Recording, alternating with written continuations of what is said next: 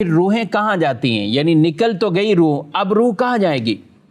تو روحوں کے حوالے سے یہ مختلف ہے حسب مراتب۔ جس قدر آدمی نیک ہے تو اسی طرح اس کی روح اسی طرح سفر کرتی ہے اور آزاد ہو جاتی ہے۔ دنیا کے اندر تو گویا کہ وہ ایک جسم میں قید ہے، مرنے کے بعد وہ آزاد ہے اور کہاں کہاں وہ سیر کرتی ہے۔ حضرت مولا کائنات شیر خدا علی المرتضیٰ کرم اللہ تعالی وجہ الکریم آپ فرماتے ہیں ارواح المؤمنین فی بئر زمزم، کہ مومنوں کی جو روحیں ہیں یہ زمزم کے کنویں پر چائے زمزم پر ہوں گی۔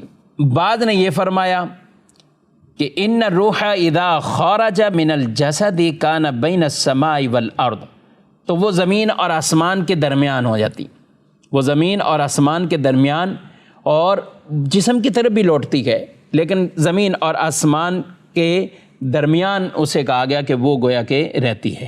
اور یہ بھی فرمایا گیا بعض کی پہلے آسمان پر، بعض کی دوسرے آسمان پر، حسب مراتب یہاں بھی ہوگی۔ اور ایک حدیث نبی پاک صلی اللہ علیہ وسلم نے یہ بھی ارشاد فرمایا کہ ان ارواح المؤمنین فی السماء السابعہ، کہ یہ 7ویں آسمان پر ہیں اور وہ روحیں کیا کریں گے؟ ینظرون الی منازلہم فی الجنہ، وہ جنت میں جو ان کی جگہیں ہیں، جو ان کے مقام منزل ہیں، تو وہ اس کو دیکھ رہے ہوں گے۔ یعنی 7ویں آسمان پر روحیں ہوں گی اور وہ اس کو دیکھ بھی رہی ہوں گی کہ جنت میں انہیں کیا مقام عطا فرمایا جائے گا۔ تو حسب مراتب اچھوں کی، مومنوں کی روحیں یہ حسب مراتب علو کریں گی، بلندی کریں گی، سیر کریں گی۔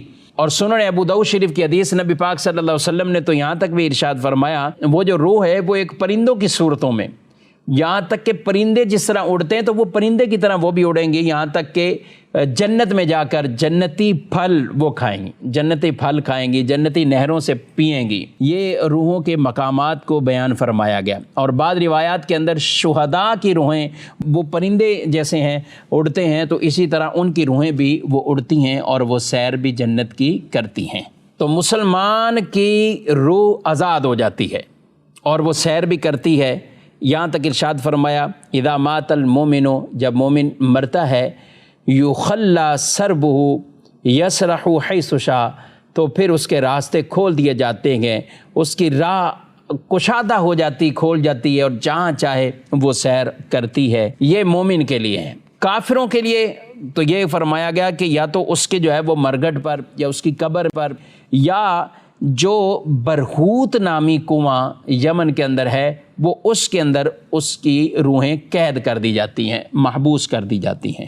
اور جس طرح مسلمان کی روحیں اعلیٰ علیین تک پہنچتی ہیں، کافروں کی روحیں اس کے برعکس زمین میں پہلی، دوسری، تیسری، یہاں تک کہ بعض ایسی روحیں بھی ہیں کہ جو سجین کے اندر سب سے نچلے طبقے کے اندر ان کو قید میں کر دیا جاتا ہے۔ لیکن جہاں بھی ہو روح کا تعلق بدن سے گئے، وہاں عذاب ہے تو روح کو بھی تکلیف ہے، وہاں ثواب ہے، انعام ہے، تو روح کو بھی وہ لذت اور راحت ملے گی۔